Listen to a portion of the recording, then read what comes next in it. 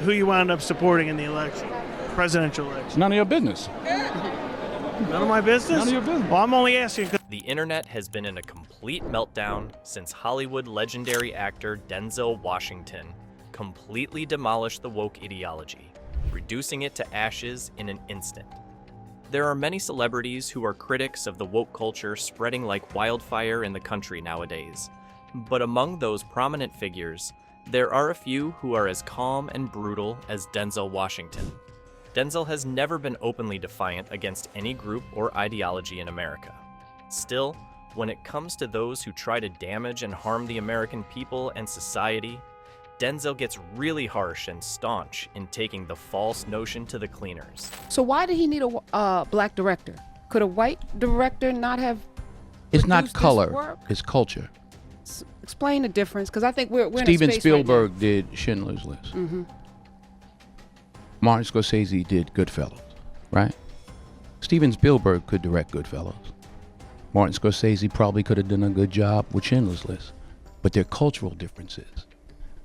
You know, I know, you know, we all know what it is when a hot comb hits your hair on a Sunday morning, what it smells like. Huh? That's a cultural difference, not just a color difference. All right. So it's the culture. You know about a hot comb scenario? No, she don't know about good no at- hot comb. Because that's, You that's don't know. old You school. don't know nothing about.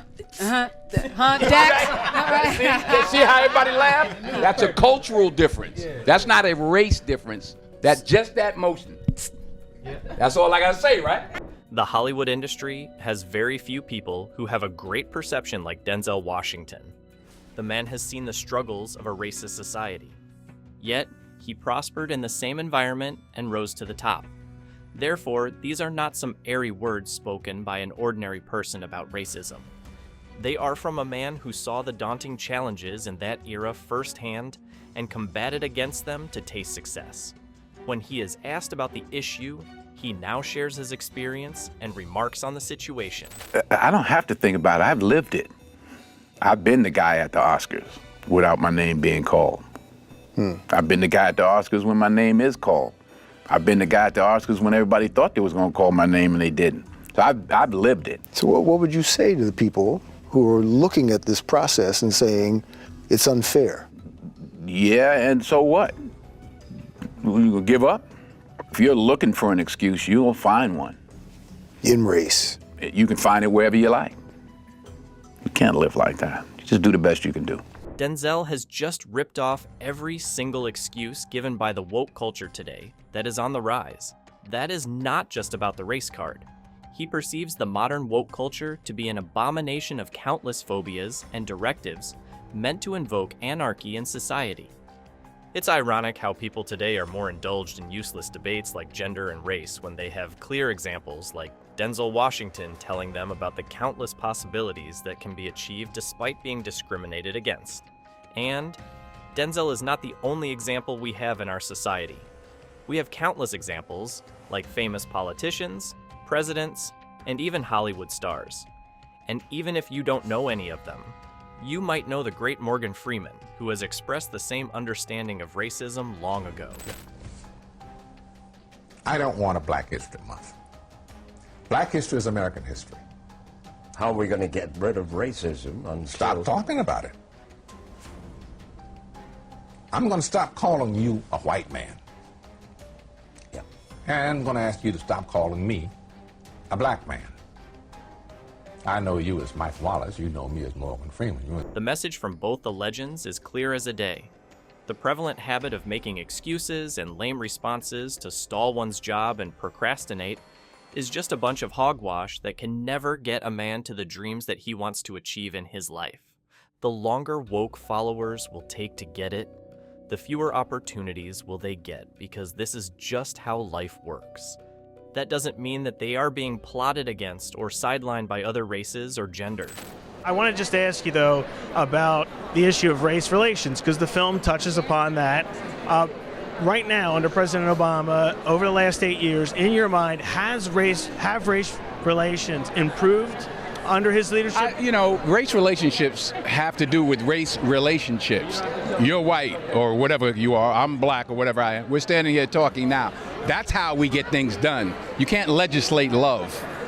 The President of the United States can't legislate us into liking each other. We have to step forward and ask questions about each other and engage. There's no law that says, oh, because I'm president, you all got to get along now. You can't legislate love? Doesn't that conclude everything there is about race relations and relevant propaganda that has become a ruse to discourage people from spending their lives productively rather than working hard for their dreams and achieving success like Denzel? Helped race relations or not in America? Well, listen, we live in America, and in America we have the freedom to express ourselves. We shouldn't take that for granted. So whatever the movements are, whether you agree with them or don't, they have the right to express themselves. So that's one of the great things about being in this country, that you do have the right to protest. Denzel has called out the mentality of the woke culture that promotes race-based or gender-based political agendas. This kind of mentality has destroyed American society, rendering the youth incapable of achieving anything on the basis of hard work, dedication, and determination. The modern woke culture has only bred whiners who want to live in their inflated bubble, separated from the realities of life, thinking they can easily win through life with just that. Well, they are ignorantly incurring a loss that will come to bite them hard. Oh, I think this is what I think. I think we as Americans better learn to unite. I think we as Americans need to put our elected officials' feet to the fire and demand that they work together, or they won't get back in office. You know, in this age we live in, this accelerated information age, we're getting further and further apart. We're not getting together, we're getting further and further and further apart. Everybody can't be right. But I think this is an opportunity, actually. You see how people are being energized and protesting and all that. But I think this is an opportunity for us to look at ourselves as a country and say, are we together, really?